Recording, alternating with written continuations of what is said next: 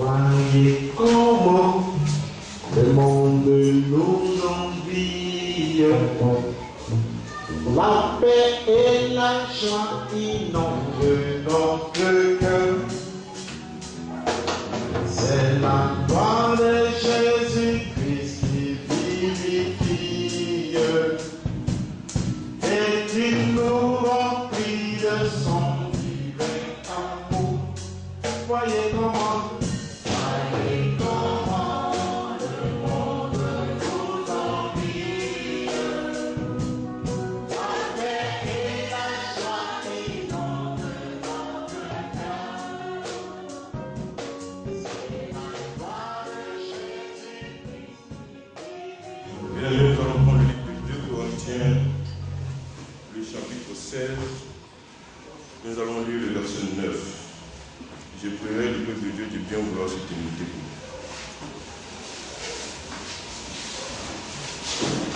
Je vais faire la lecture. 2 Chroniques, le chapitre 16, le verset 9. Car l'Éternel étend ses regards sur toute la terre pour soutenir ceux dont le cœur est tout entier à lui. Je vais prier. Seigneur, notre Père, notre Dieu, tu sais en vérité que chacun de nous ici, si toutefois il y en a qui ne t'ont pas entièrement dans leur cœur, nous croyons de vivre que leur cœur éternel désire ardemment t'appartenir entièrement. Amen. Je te prie dans le nom de Jésus que cela soit ainsi et que ta parole éternelle vienne nous aider à l'affirmer au nom de Jésus. Amen. Je vous assure, bien aimé. Car l'Éternel étend ses regards sur toute la terre pour soutenir ceux dont le cœur est tout entier à lui. Bien aimé, vous savez qu'il est toujours bon. Et nous qui sommes de Dieu, nous sommes heureux de l'avoir comme Seigneur et Sauveur. Nous avons le Dieu suprême, lui la même que l'auteur de toutes choses. On n'a pas désiré encore quelque chose d'autre. Parce que nous avons l'absolu avec nous. Donc, bien aimé, pour être assuré que le Dieu qui t'adore est véritablement de ton côté, il va falloir que non seulement tu aies l'assurance de ton salut, mais que tu aies une toute confiance en lui. Amen. Le Seigneur n'aime pas le doute. Il n'aime pas ceux qui sont fébriles. Il n'aime pas ceux qui tergiversent. Mais tout ce qu'il aime, c'est ceux-là même qui se donnent tout entièrement à lui. Vous savez, j'étais allé voir un tonton à Fort-Boué, et puis il m'a conté cette histoire que certainement bien d'autres frères ou sœurs le savent déjà. Et il m'a dit, dans un bâtiment, il y avait un concierge où il y a l'un des habitants du bâtiment, quand il descend, le concierge le salue pour dire bonjour messieurs. Bon, le monsieur ne comprenait pas. À chaque fois quand il passe, on lui dit bonjour messieurs, alors qu'il marchait seul. Alors un jour, il vient et puis le concierge lui demande, mais monsieur, et votre ami, il n'est pas là avec vous? Il dit, mais quel ami? J'ai toujours marché seul. Il dit, non, celui avec qui habituellement vous marchez. Sans seulement que ce dernier s'est rappelé qu'il n'a pas dit sa prière avant de sortir. Alors il s'est retourné précipitamment, il a dit sa prière, et quand il est descendu, le conseiller dit, ah, vous êtes avec votre ami? Ah, d'accord. Monsieur, bonjour. Bien aimé, ça vous dit que quoi? Quand on demande aux enfants de Dieu, avant de faire quoi que ce soit, il est toujours bon de se remettre entre les mains du Seigneur. Le matin, quand vous vous réveillez, vous saluez votre Dieu. Papa, bonjour. Merci pour la nuit passée. Maintenant, nous allons sortir et d'être avec nous. Et quand vous sortez, vous ne sortez pas seul. Vous sortez avec lui. Tout ce que vous faites, c'est avec lui. Et quand vous voulez faire une bêtise, il vous parle. Et quand vous ne résistez pas pour dire non à votre voix, à votre moi, pour dire oui à Dieu, en ce moment, c'est là que naît le péché. Parce que la chair va toujours aller contre ce que Dieu dit. Donc c'est à vous maintenant de dire non à votre désir, puisque c'est le charnel qui va s'exprimer, en lieu et place de ce que la voix de Dieu vous dit. Donc bien aimé, quand vous voyez ces choses, sachez que le non qui provient de vous-même doit être et le oui pour dire Seigneur, c'est ta décision que je vais exécuter. C'est comme ça que les choses doivent se faire pour éviter beaucoup de choses. Bien-aimés, priez en tout temps et priez pour n'importe quelle circonstance en vous remettant votre journée entre les mains de Dieu et votre journée sera bénie. Que son Saint-Nom soit encore élevé. Alors, nous allons parler de ce qui n'enlève la vie.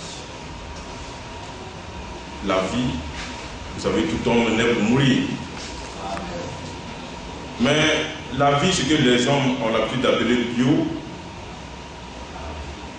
comme biologie, c'est-à-dire tout ce qui est de la vie physique que nous voyons. Et puis il y a l'autre vie. Elle est éternelle. Elle est abondante. Et c'est à cela, et c'est pour cela que nous tous ici, nous sommes rassemblés. Nous sommes rassemblés dans le désir d'avoir cette vie abondante. Et c'est cette vie abondante-là qui nous réunit ce soir. Alors, comme bien aimé, chacun de vous va prêter l'oreille et écouter la voix de la vie. La vie pour laquelle nous sommes là. Et la vie qui nous amène à toujours avoir la victoire. Parce que pour obtenir les bonnes choses, on vous a toujours dit, il faut un sacrifice. Il faut délaisser les plaisirs de ce monde, parce que le diable va vous miroiter toutes sortes de plaisirs. Vous vous dites que c'est ça la vie. Vous ne vivez pas, vous ne sortez pas, vous vous promenez pour découvrir ce que c'est que le plaisir. Parfois la Bible dit qu'il y en a qui aiment le plaisir plus que Dieu. Dieu même qui a créé ce qu'on appelle plaisir, les gens vont au-delà de ce que Dieu fait, et puis ils s'adonnent à des activités compromettantes et dangereuses. Dieu ne nous a pas appelés à cela, mais nous a appelés plutôt à nous aimer les uns les autres et à accomplir toute sa parole. Que son Saint-Nom soit encore béni. Souvenez-vous, bien aimés, de ce que, lors de notre dernier passage ici, nous avons parlé. Nous avons fait état de ce qu'était la foi de chacun de nous. Nous avons dit que l'Éternel est capable de faire beaucoup de choses pourvu que nous lui faisons confiance. Pourvu que notre confiance soit totale et absolue. Alors nous avons pris pas mal de versets. Mais nous avons dit, pour revenir, nous avons dit, je crois, 1 Samuel chapitre 12. Le frère Loïc va m'aider à faire la lecture. 1 Samuel chapitre 12, le verset 24, pendant que moi je prends le verset et le chapitre aussi. 1 Samuel chapitre 12, le verset 24. 1 Samuel chapitre 12, le verset 24. Craignez seulement l'Éternel et servez-le fidèlement de tout votre cœur. Car voyez quelle puissance il déploie parmi vous. Amen. Craignez seulement l'Éternel. C'est tout ce qu'on nous demande. On demande à chacun de nous ici de craindre seulement le Seigneur. Et on vous a toujours dit que le commencement de la sagesse, c'est la crainte à l'Éternel. Alors, pour que ta foi puisse véritablement s'accrocher à notre Dieu, Matthieu ici encore enchéri pour dire au verset 36 du chapitre 14, on va vous montrer un peu au verset 34. Après avoir traversé la mer, ils vinrent dans le pays de Génézareth. Les gens de ce lieu, ayant reconnu Jésus, envoyaient des messages dans tous les environs et on lui amena tous les malades. Ils le priaient, c'est-à-dire donc les malades le priaient, de leur permettre seulement de toucher le bord de son vêtement. Et tous ceux qui le touchèrent furent guéris. Regardez quelle détermination ces malades l'ont fait. Ils n'avaient même pas besoin de ce que le Seigneur dise une prière. Il dit seulement son habit, le bas de son habit, c'est-à-dire que quelle que soit la partie qu'on va toucher, la guérison sera plus tard. Ils voulaient seulement toucher son vêtement. Et tous les malades, tous ceux-là même qui ont réussi à toucher son vêtement, la Bible nous dit clairement que et tous ceux qui le touchèrent furent guéris. Amen. Tous ceux. Au départ, il était question de tous les malades. Ils étaient nombreux, mais ce n'est pas tous qui ont réussi à le toucher. Mais ceux-là même qui étaient hargneux, qui étaient fougueux, ce sont ceux-là qui sont arrivés à retrouver la guérison.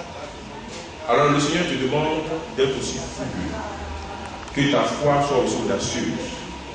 Parce que si tu n'arrives pas à avoir ce que tu désires, quelque part aussi le Seigneur te dit que est-ce que tu as suffisamment d'énergie pour attirer ce dont tu as besoin. Alors bien aimé, le Seigneur t'interpelle afin que tu puisses comprendre ces choses-là. Aussi le livre de Matthieu, le chapitre 21, le verset 21, on vous l'a dit tantôt, Jésus leur répondit, je vous le dis en vérité, si vous avez de la foi seulement, et que vous ne doutiez point, non seulement vous feriez ce qui a été fait à ce figuier, mais quand vous diriez à cette montagne, ôte-toi de là et jette-toi dans la mer, cela se ferait. Tout ce que vous demanderez avec foi par la prière, vous le recevrez. Bien aimé, ce n'est pas moi qui le dis.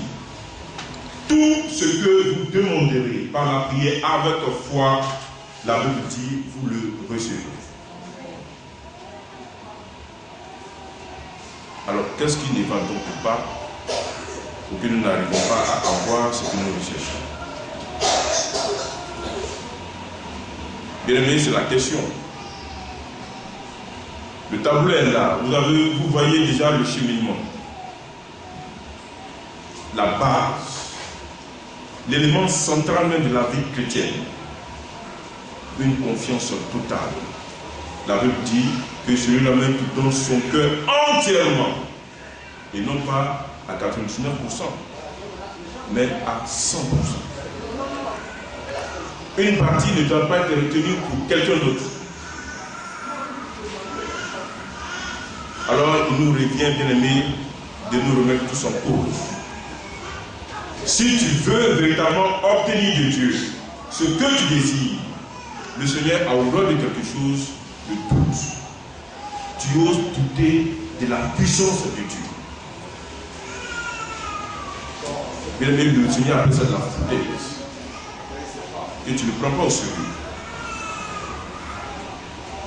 Alors combien sommes-nous à détenir ce sixième sens?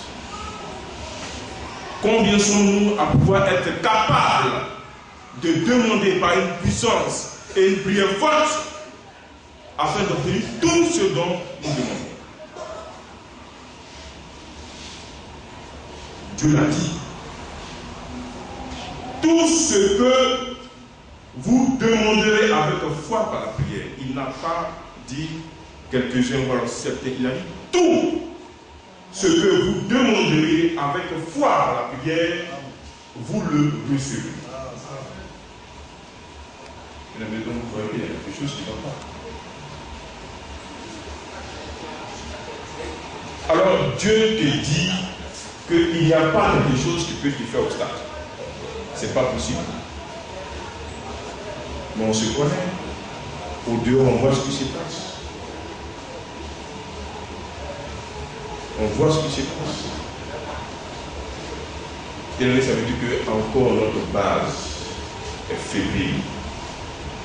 Il y a lieu de renforcer ça avec quelque chose de dur. Et ça, quand c'est comme ça, il faut se mettre en train de prier très sérieusement.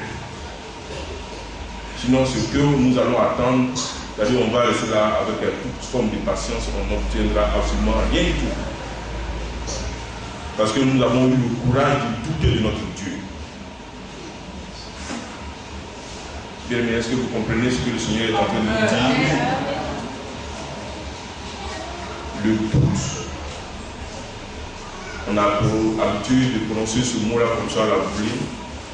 On dit que bon, c'est seulement un vain mot, un simple mot. Mais regardez le problème qu'il nous crée. Il nous rend incapables. Quand le cœur voit ses réjouit, il veut suivre, il veut prier un coup. Quand tu bouges un peu, tu es dans tous tes états, tu trembles. En temps normal, quand nous voyons Satan, c'est lui qui doit avoir peur. Mais c'est le contraire qui se passe.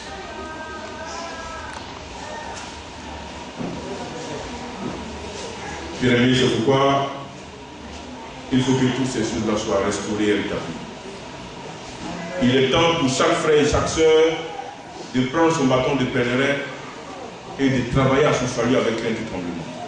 Si la base est faussée, bien aimé, ça sera un château de cartes que tu es en train de construire.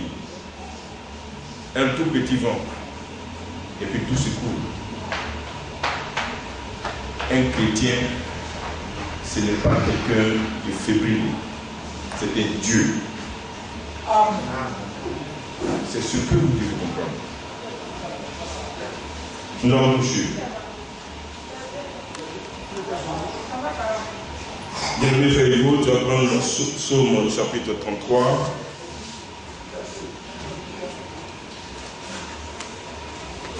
Psaume chapitre 33, du verset 13 au verset 14. Psaume chapitre 33, verset 13. L'Éternel regarde du haut des cieux et voit tous les fils de l'homme, du lieu de sa demeure et observe tous les habitants de la terre. Amen.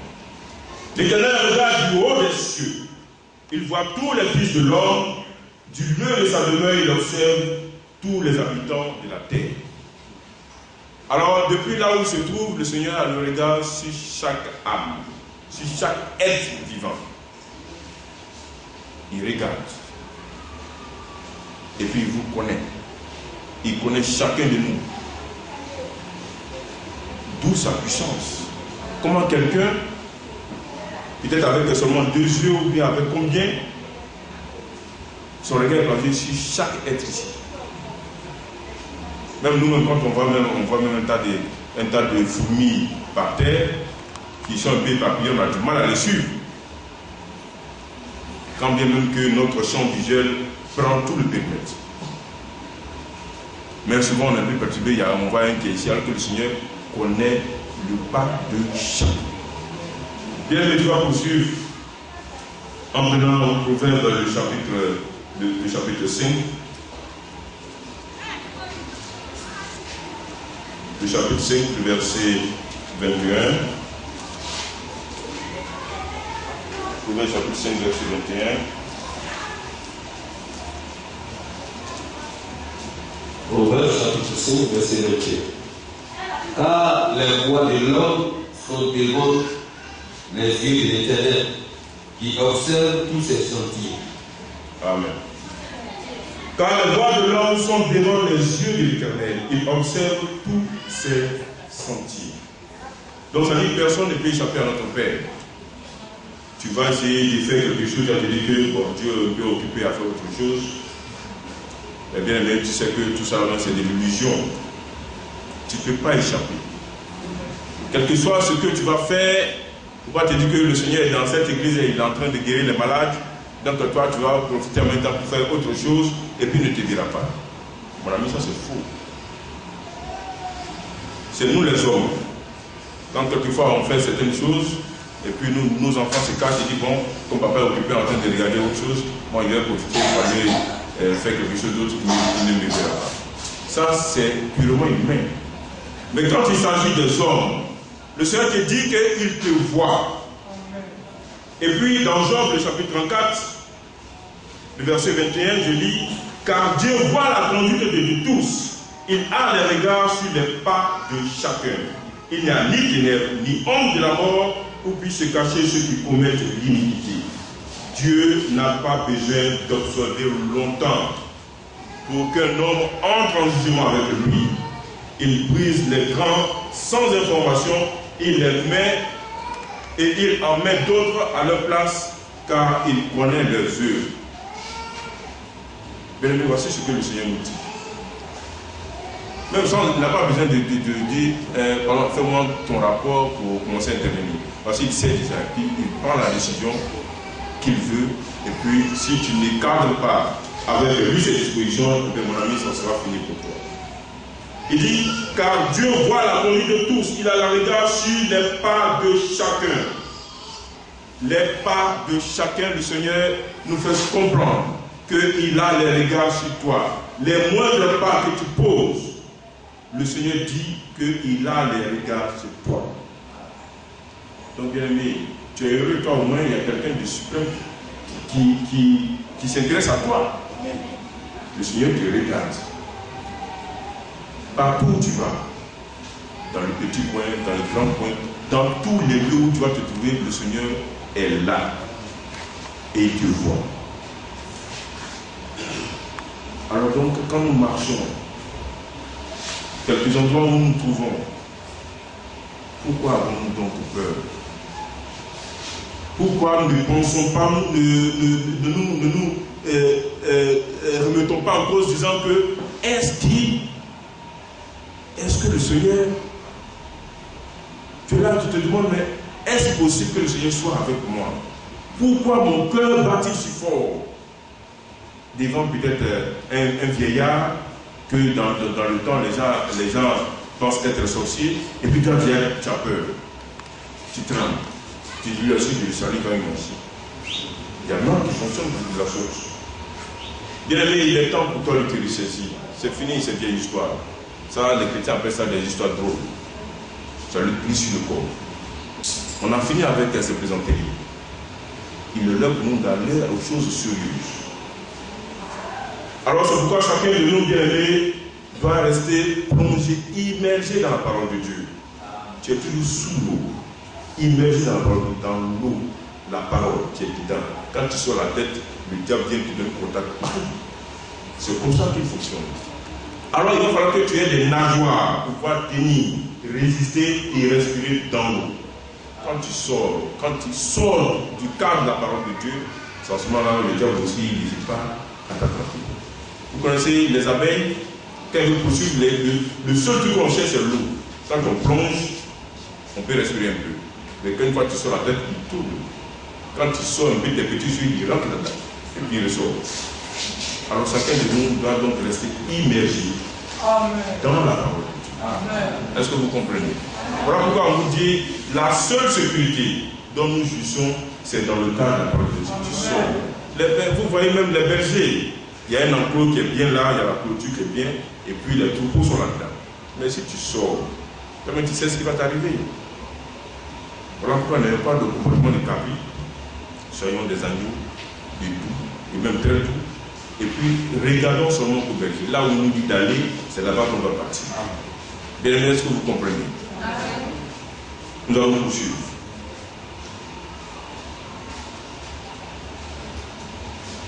Alors, lorsqu'il nous arrive donc de demeurer donc dans ces voies-là, la parole de Dieu nous dit que si nous continuons à croire et à demeurer dans la foi, alors il va se trouver que ça ne sera pas nous-mêmes, par nos efforts, que nous arriverons à vaincre, mais c'est plutôt par la puissance de l'Esprit de Dieu.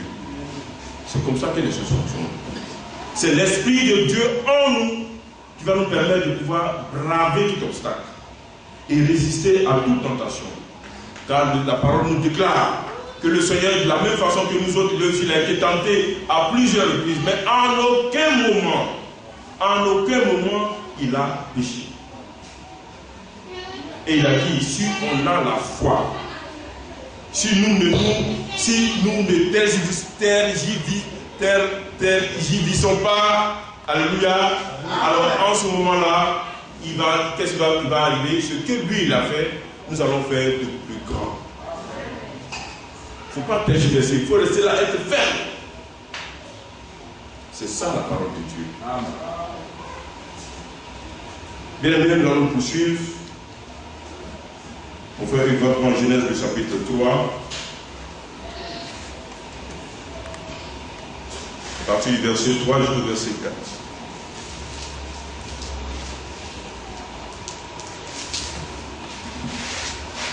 Genèse chapitre 3, à partir du verset 3. Mettant au fruit de l'arbre qui est au milieu du jardin, Dieu a dit, vous n'en mangerez point et vous n'y toucherez point, de peur que vous ne mouriez. Alors le serpent dit à la femme, vous ne mourrez point. Amen. Alors voici ce que le diable va te présenter. Il va te faire miroiter toutes sortes de choses, pensant que c'est ça qui est la vraie vie. Pensant que si tu te comportes comme ça, si tu fais ce que Dieu te dit, tu seras heureux. Effectivement, c'est ce qui se passe. Quand vous voyez des hommes avec plein de bagues de bois qui roulent dans de grosses cylindrées, ils sont dans de grosses maisons. Mais quand tu vas les doigts, tout est occupé par des métaux, tout est occupé. Les doigts sont remplis. Tout ça, c'est maintenant. Soit c'est des bagues noires, ou bien des bagues fétiches, ou bien de quelques que ce soit. Amen. Tout ça, pour avoir non seulement la climatisation, vous roulez toujours au crayon, dans de grosses voitures, souvent même blindées. Et ce sont des gens qui ont très peur. Quand ils sont très malades, en ce moment-là, ils commencent à être très inquiets. Parce qu'ils n'auront pas le temps de jouir de tout ce qu'ils ont. Ils se disent, ah, je ne veux pas que je meure. Donc ils vont dans les grands hôpitaux. Ils recherchent les grands médecins pour que déjà on puisse les administrer les meilleurs soins. Voilà comment ils se font. Ils ont peur de la mort. Bien aimé, Dieu te dit que ça, c'est pas ça la vie. Ne t'occupe pas de ce que le diable peut te montrer. C'est éphémère tout ça. On ne regarde pas ça. Alors tout ce que le Seigneur te demande de faire, c'est d'avoir confiance en lui. C'est vrai, c'est difficile. En ce moment, tu souffres.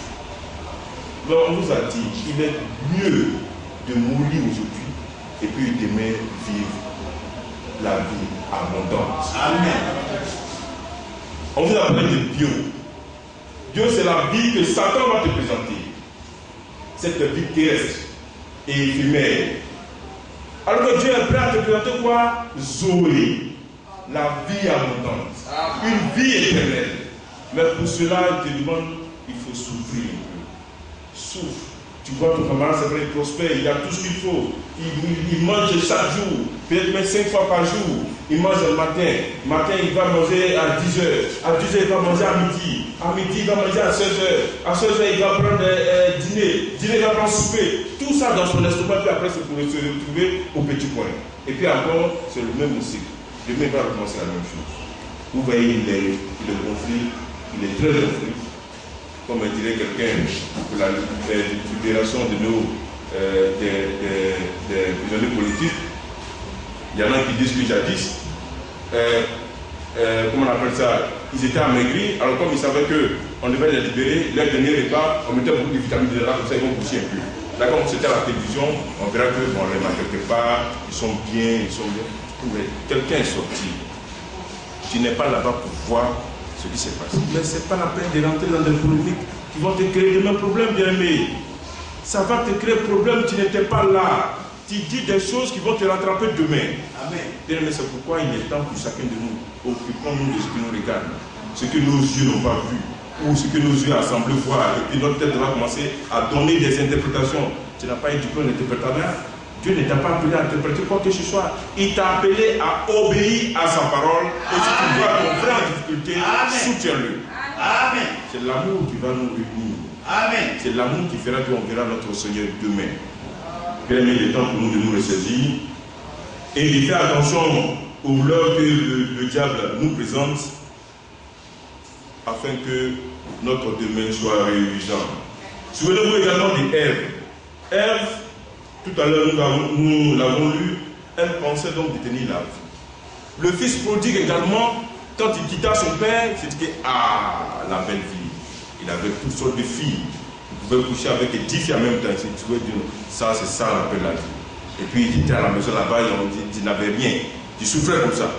Oh, mais quand on se monte, on découvre de belles choses. Mais de par lui-même, il s'est rendu compte que ce qu'il était en train de faire, c'était du gâchis. c'était du gâchis. Amen. Voilà pourquoi quand le Seigneur nous dit, n'envions pas les gens du dehors. Il ne faut pas les regarder, quel jour aussi, moi, s'il y a avoir maison, quel jour il y a avoir voiture, si je vais rouler. Voiture, ça fasse ça, maison, ça peut se couler sur toi, ça peut brûler. Laissons le Seigneur faire ces choses. Si tu as la foi, il a dit, tout ce que vous allez demander, vous le recevez. Maintenant, si ta foi est faible, tu vas vous demander, tu n'obtiendras rien et tu n'auras rien. Et tu seras tout malheureux parce que ta foi n'a pas été capable, donc elle est incapable de produire, de créer ce que ton cœur désire. Donc il faut t'en vouloir toi-même. Il ne faut pas jalouser ton frère, lui, il a une foi capable, donc Dieu lui a tout donné, mais toi aussi tu as la même capacité. La parole de Dieu est là pour tout le monde. Cependant, Dieu a réparti à chacun un degré de foi. Amen.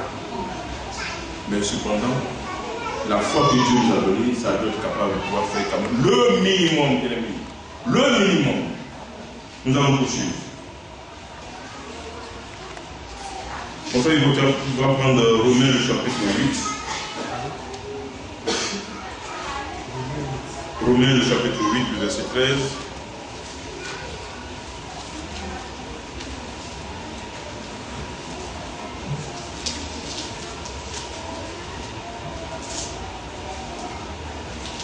Romains chapitre 8, à partir du verset 13. Si vous vivez selon la chair, vous mourrez. Mais si par l'esprit vous faites mourir les actions du corps, vous vivrez. Amen. Si vous vivez selon la chair, vous mourrez. Mais si par l'esprit vous faites mourir les actions du corps, vous vivrez. Bien aimé, voici ce que le Seigneur nous dit. Dans Jean, on a pas mal de versets à voir, on va aller plus vite. Dans Jean, le chapitre 3, je vais faire la lecture, verset 16. Le Seigneur dit ceci. Car Dieu a tant aimé le monde qu'il a donné son Fils unique, afin que quiconque croit en lui ne périsse point, mais qu'il ait la vie éternelle. Alors, ce que tu dois comprendre à partir de ces versets-là,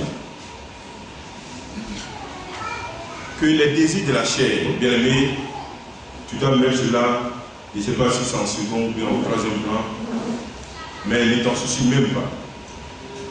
Cherche d'abord la volonté de Dieu. En toute chose, cherche la volonté de ton Dieu. Et tu feras le bon choix. Tu ne vas pas regretter tout pas que tu vas poser. En ce moment, ça sera des pas de conviction. Il n'y a pas quelqu'un qui va venir t'effrayer ou bien te dire que non, tu aurais dû, il n'y aura pas de tu aurais dû avec Dieu. Quand tu poses, il a posé. Et puis là, en ce moment, tu es serré et tu avances. Voilà comment est-ce que chacun de nous doit se comporter. Avec une ferme assurance. Toutes les décisions ou tout mouvement qui doit être mené, elle doit être menée avec conviction et assurance. Et quand vous le faites, bien aimé, je vous assure que le Seigneur va se réjouir et tout en nous ne sera que gloire à Jésus-Christ. Mon frère, il va prendre 2 Timothée, le chapitre 2.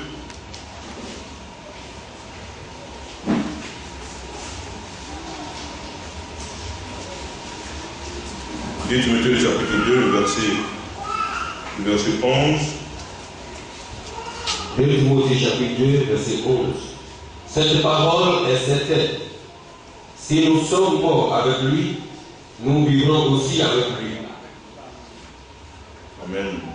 Tu vas le prendre. 2 Timothée, chapitre 2, verset 11. Cette parole est certaine. Amen. Si nous sommes morts avec lui, nous vivrons aussi avec lui. Amen. Merci, bien-aimé. Alors, le Seigneur est venu nous a montré, donner cet exemple-là. Il était sur la terre. Il a vécu comme tout homme. Il a vu ce que nous voyons. Mais qu'est-ce qu'il a fait? Il n'a point été attiré par ces choses. Au contraire, ces choses-là ont commencé à le fuir. Mais Satan est venu, il a osé. Il est venu et puis il a essayé, même pas essayé, il a tenté, aller jusqu'à mettre le Seigneur à l'épreuve. à le tenter même. Il va dire. Alors quand tu n'as pas la révélation de quelque chose, c'est comme ça. Il ne savait pas certainement qui il avait en face. C'était Dieu lui-même. Et puis quand Satan prenait la parole pour essayer d'intimider le Seigneur disait aussi, répliquait aussi en disant, il est aussi écrit. Satan prend la parole et dit, il est écrit. Et lui aussi, il réplique, disant, il est aussi écrit. Donc là, Satan est allé à une dimension supérieure. Il prend la parole pour nous avoir les compréhensions des Écritures. Il va te tordre ça, pour te mettre en difficulté vis-à-vis des serviteurs de Dieu, de ce qu'on t'enseigne. Ce qu'on t'enseigne, toi tu es là-bas, tu te dis que non, que ce n'est pas ça, qu'ils n'ont pas bien vu. Vous savez pourquoi il y a différentes versions de Bible. On a Darby, on a Second, on a Scofield, on a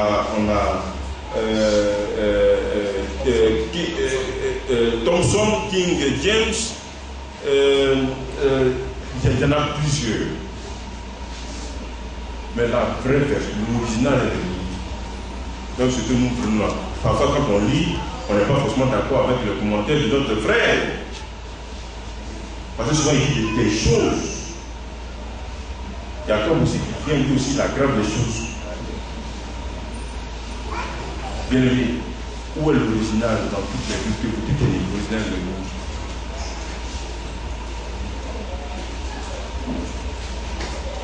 Elle est où l'original, bien aimé? La Bible, la parole crue de notre Seigneur, elle est où?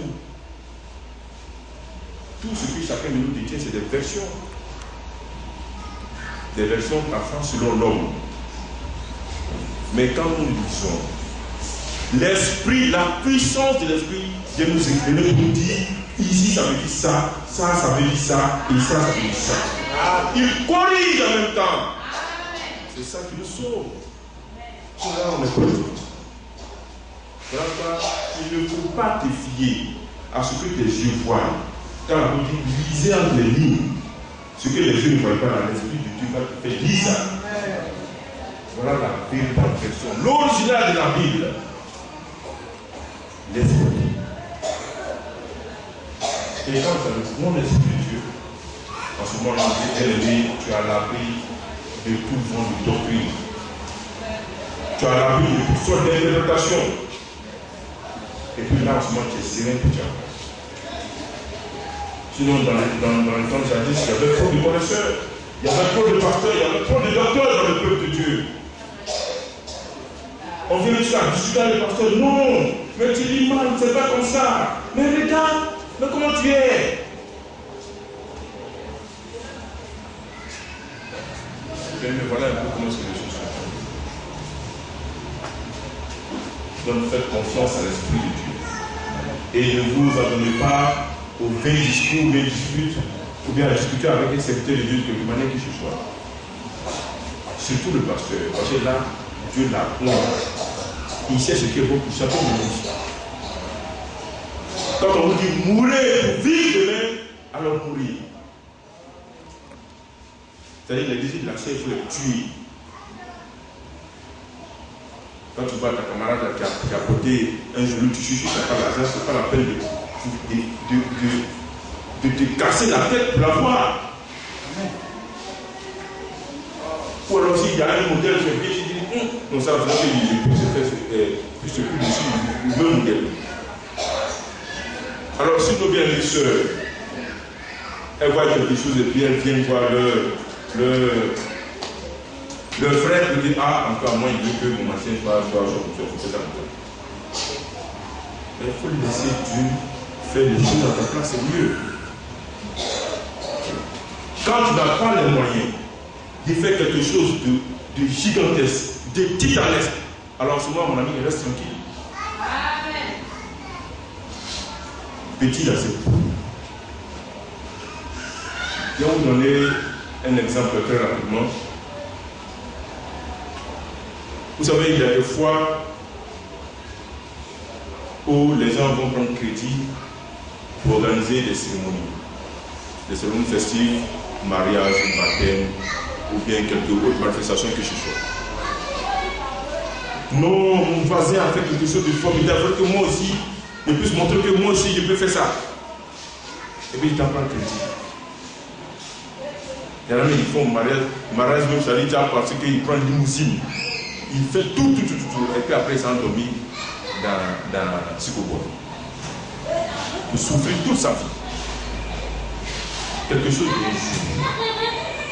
Mais tu pourrais prendre cet argent même pour déjà même sortir du Psychobois pour entrer dans Psychobéton. Dieu n'est plus sur la réalité. Dieu nous a doté d'une intelligence pour ne pas fouler son pied.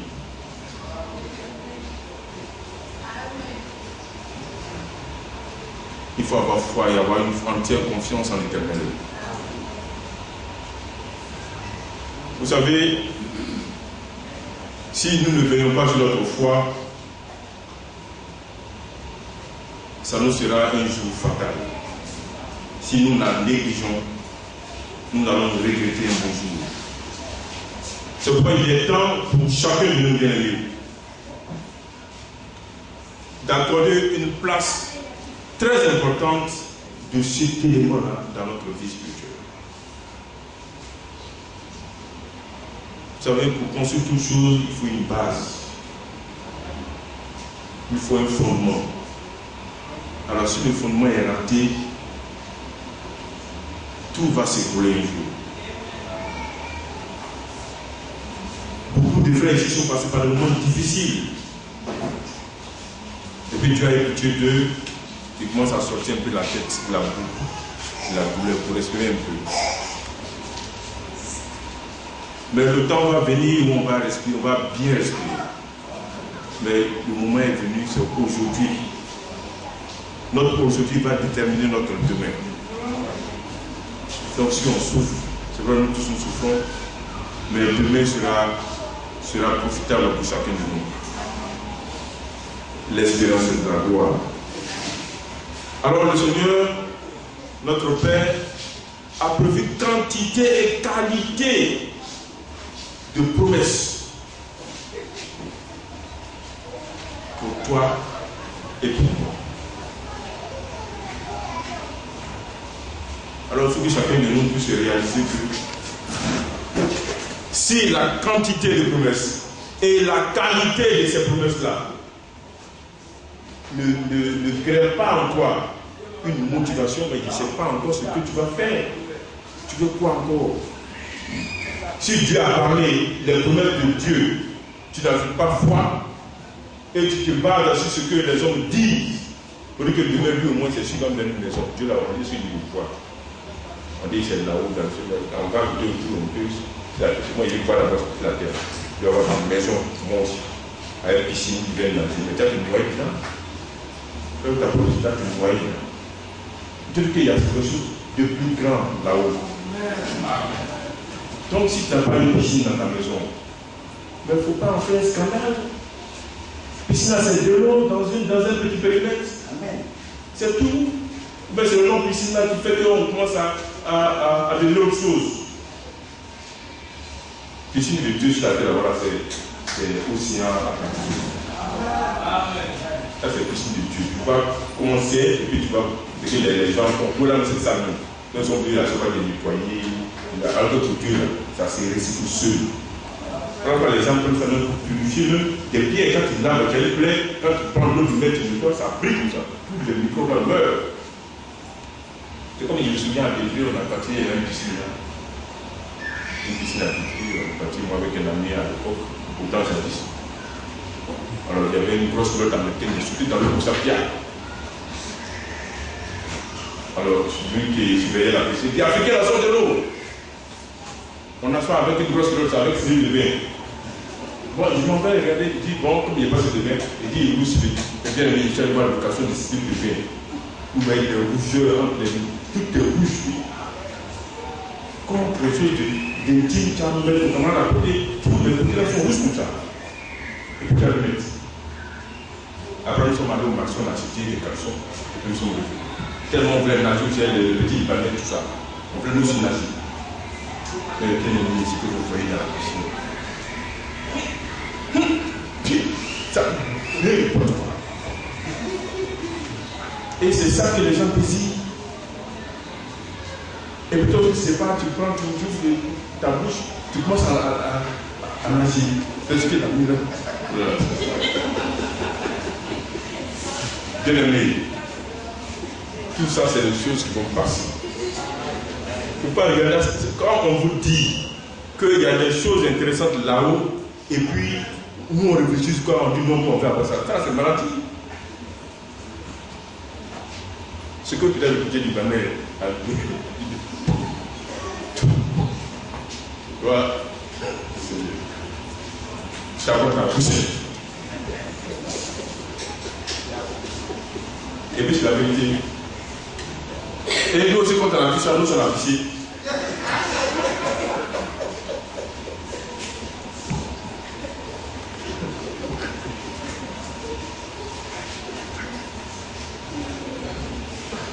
Bien aimé, je vous assure que c'est des choses atroces et horribles. Il faut le laisser ça. Il ne faut pas fixer, il fait comme les autres. Les autres, là, il y a un mot dedans.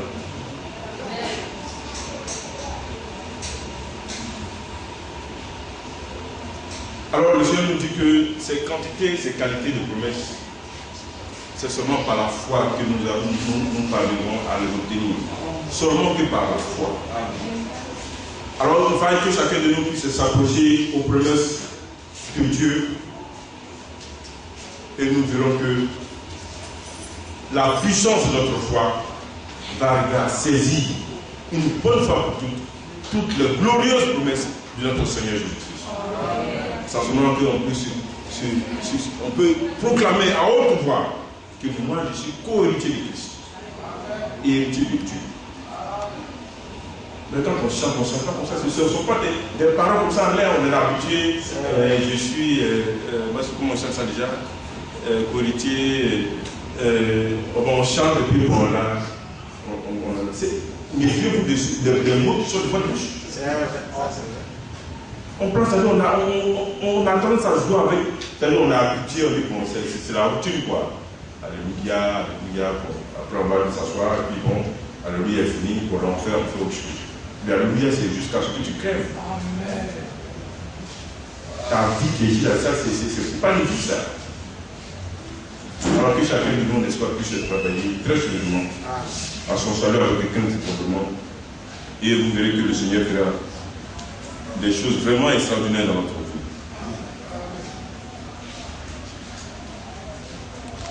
Le temps déjà s'écoule, mais ce n'est pas grave, l'essentiel a été dit.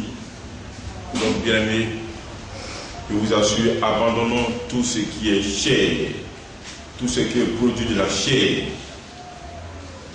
On vous a toujours lu ça dans la parole de Dieu ici. Il faut oublier cela et avoir seulement vos regards seulement que sur Dieu. La maison de Dieu, c'est une maison de correction. D'aucuns disent que dans telle maison, on est en prison. Il y a déjà les bien-aimés que quand on dise que ma maison c'est prison, on n'a qu'à appeler ma maison Stanford Brick, on n'a qu'à appeler ça Guantanamo ou bien Maca. Maison de Dieu, c'est une maison de correction, c'est pour que demain quand tu sors, il y ait une enfant top. Alors chaque foyer, chaque maison est également une maison de correction. Mais tu ne vas pas rentrer dans la maison d'un frère, tu es beau, tu as sorti beau. Tu dois faire quelque chose. C'est-à-dire, au sortir de là, quelque chose doit se passer. Si une maison de Dieu, c'est une maison de correction, c'est que nos maisons également doivent être des maisons de correction. C'est le prolongement de ce qui se passe ici. Alléluia. Donc ne vous amusez pas avec vos vies. Ne vous amusez pas avec la vie de vos enfants. C'est vous qui êtes les premiers responsables. Dieu vous a donné enfants, ce n'est pas pour jouer le temps passe avec eux. C'est pour les faire vivre des femmes et des hommes. Donc on ne joue pas avec l'avenir de quelqu'un. Dieu ne joue pas avec nous. Alors ce n'est pas à nous de jouer avec leur vie. Que chacun de nous ait des oreilles pour entendre, de comprendre et faire ce que le Seigneur nous commande de faire. Que Dieu vous bénisse.